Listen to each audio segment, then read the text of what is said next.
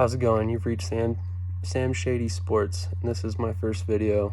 I decided to cover a free agent quarterback that's hitting the market this offseason, who I believe has made a couple very intelligent moves to set himself up for success in 2022. Let's get into it. What would you say if I told you that this offseason there's a quarterback that will be available that stands 6'2", 220 pounds, has started 50 games in the NFL, appeared in a Pro Bowl, completed 64.1% of his passes over his career, has a 2-to-1 touchdown to interception ratio, and an 89 QB rating, has thrown for over 10,000 yards and offers mobility, all for the price of about $4 to $5 million a season. Well, the truth is that not only do I have to tell you this guy exists, he does exist. His name is Mitch Trubisky. Probably not a very popular name at this point in his career. Despite the fact that he's only 27 years old and has amassed statistics that are very respectable for somebody of that age, he simply is burdened by the expectations that were levied on him for being drafted second overall in the 2017 draft. Something that you can't even really blame him for. Ironically, had he been drafted later in the first round or even the second round, the truth is the Bears would probably still have him on their roster, and Matt Nagy might actually still be the coach in Chicago.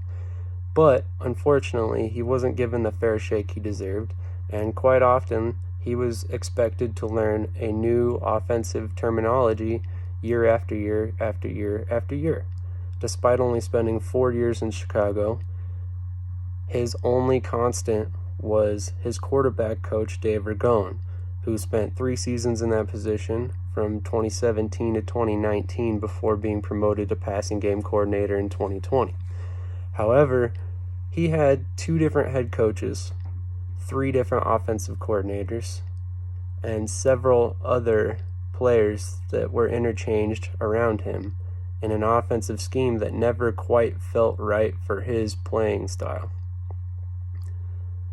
However, this offseason, at just 27 years old, he spent the 2021 season being tutored by Brian Daboll, the man who is noted for microwaving the development of Josh Allen after joining the Bills in Allen's second season. Despite Allen starting his career off as someone who looked to be what could have been a bust, Daboll helped him lead his career onto a trajectory that has him in the MVP voting year after year, and it's deservedly so. Brian Daboll is one of the hottest offensive minds on the market right now, which in turn helps Mitch Trubisky in his pursuit of a starting position in 2022. For many reasons, actually. My main reasoning for this would be the fact that Brian Daboll is most likely going to be hired as a head coach in another organization in 2022. If I had to bet, I would say that organization is probably the New York Giants, which presents a perfect scenario for both Daboll and Trubisky to reunite.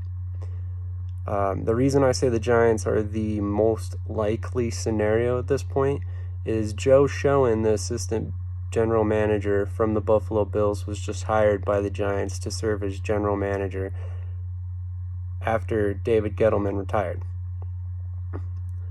Immediately after he was handed the job, his first interview was Brian Daboll. Prior to him being hired, the Giants had not spoken with Daboll. So, of course, if you're to connect the dots, that's Schoen's top candidate on his list of potential head coaches, as it should be. If you look at the Giants scenario, right now they have Daniel Jones as quarterback, and he is one of the biggest question marks on this roster.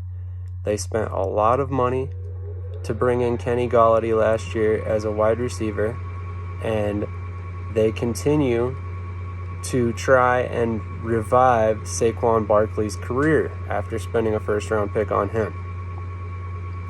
At this point, I believe the best course of action for both the Giants organization and for Brian Daboll is to unite, to join forces. I honestly think if anybody can put Daniel Jones back on the path to success, it's Brian Daboll. But the thing is, he will want an insurance plan.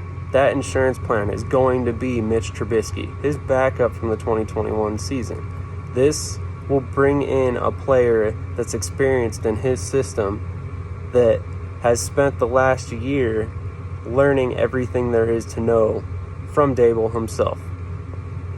Now, granted, Daboll is going to be the head coach, not the offensive coordinator for the Giants. But the chances are that he's going to run his scheme regardless of who's hired as an offensive coordinator. We've seen it time and again where a new first-time head coach who's a former offensive coordinator will continue to call plays even if they have somebody acting as their offensive coordinator, which I expect Daboll will. Despite this fact, I honestly believe Mitch Trubisky will find himself with a leg up over Daniel Jones in a scenario where he is competing with Jones for the starting position. He might not earn the job out of training camp simply because of the fact that they will want to give Jones every chance to fail before they turn to Trubisky in order to justify their move. However, I believe ultimately Trubisky will get a chance to start if he were to sign with the Giants. And, believe it or not, I honestly think this might be his best path to success since joining the NFL. With a roster that sports Evan Ingram, Saquon Barkley, Kenny Golladay, Sterling Shepard, Darius Slayton, and several other notable players on both sides of the ball, this roster is not that far from contention. Adding a guy like Trubisky, who's more of a game manager than anything, may not be the exciting move, but it's the right move. Especially when you consider the fact that the draft class offers names like Malik Willis, Sam Howell, and a few others that really aren't all that expiring. Quite honestly, I would simply turn to Trubisky as the best option. Free agency, you can get Ryan Fitzpatrick, Jameis Winston fresh off an ACL tear, or Marcus Mariota, but none of these guys offer the kind of security you have with Trubisky, who has had a penchant for protecting the ball while starting.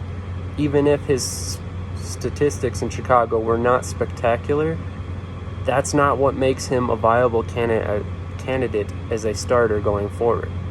Any team looking at Trubisky at this point is looking at a bridge quarterback, hoping that he breaks big.